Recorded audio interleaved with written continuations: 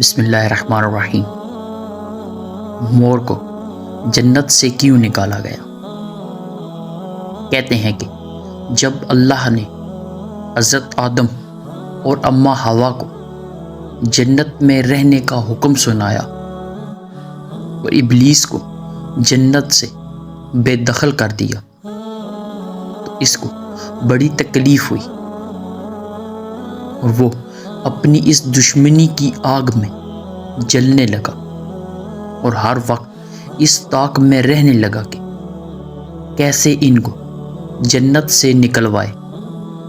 اب یہ مقصد پورا کرنے کے لیے اس کو کسی کی مدد کی ضرورت تھی تاکہ وہ جنت میں حضرت آدم اور اماں حوا تک پہنچ سکے۔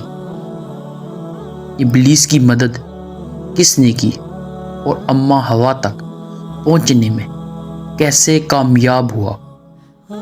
وہ بدقسمت جانور کون کون سے تھے اور ان کی مدد کی وجہ سے کیسے وہ اللہ کی لعنت کے مستحق ٹھہرے؟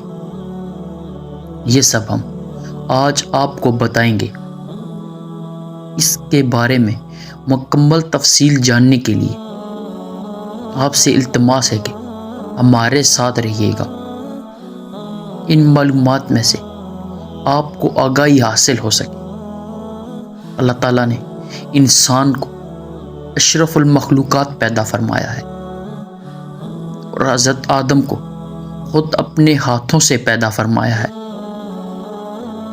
حضرت آدم کے بعد اماں حوا کو پیدا فرمایا اور اس کے بعد ان کو فرمایا کہ تم جنت میں رہو، جیسا کہ قرآن پاک میں سورہ بقرہ میں اور سورہ طٰہٰ میں اللہ کا فرمان ہے کہ اللہ نے آدم سے فرمایا کہ تم اپنی بیوی کے ساتھ اس جنت میں رہو اور جہاں سے چاہو خوب کھاؤ پیو، لیکن اس درخت کے قریب بالکل بھی نہ جانا ورنہ تم نقصان اٹھاؤ گے، اور یہ ابلیس تمہارا اور تمہاری بیوی کا دشمن ہے۔ اس سے ہوشیار رہنا، کہیں ایسا نہ ہو کہ تمہیں جنت سے نکلوا دے، یہاں تم عیش و آرام سے رہو گے۔ اس درخت کے حوالے سے بہت ہی بحث موجود ہے، لیکن اللہ پاک نے اس درخت کا نام تعین نہیں کیا، لہٰذا اس میں رائے سے اجتناب بہتر ہے۔ ابلیس حضرت آدم کو سجدہ نہ کرنے کی پاداش میں فرشتوں سے نکالا گیا، اس لیے وہ ہر وقت حسد کی آگ میں جلتا تھا اور تدبیر کرتا تھا کہ کس طرح حضرت آدم کو جنت سے نکالا جائے۔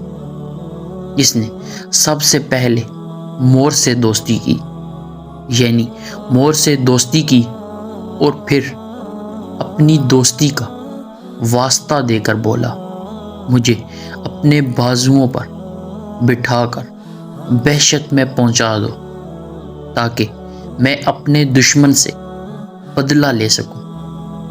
لیکن مور نے اس بات سے انکار کر دیا، لیکن ابلیس سانپ کے پاس گیا اور اس کو اپنے فریب میں پھنسا لیا۔ سانپ اس کو منہ میں لے کر وحشت میں داخل ہوا اور حضرت آدم اور حضرت حوا کے پاس گیا اور رونا شروع کر دیا، اور اس طرح سانپ اور مور کو جنت سے نکالا گیا۔